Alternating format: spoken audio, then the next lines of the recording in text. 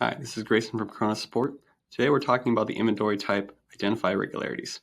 This is an inventory type that puts a list together of all products that haven't been sold in a month or longer, or that have a negative number listed due to selling more of a product than what was previously being tracked in your warehouse.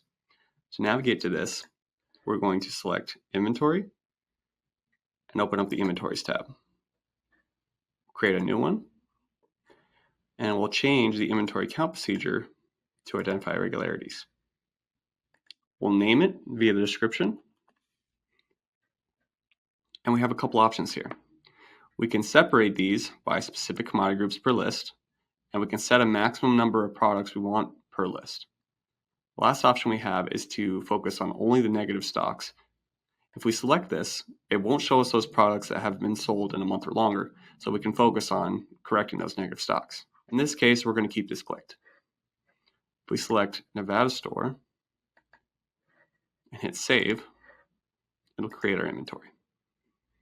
Let's double click this entry that was created at the bottom, and it'll show that we have two products that are incorrect.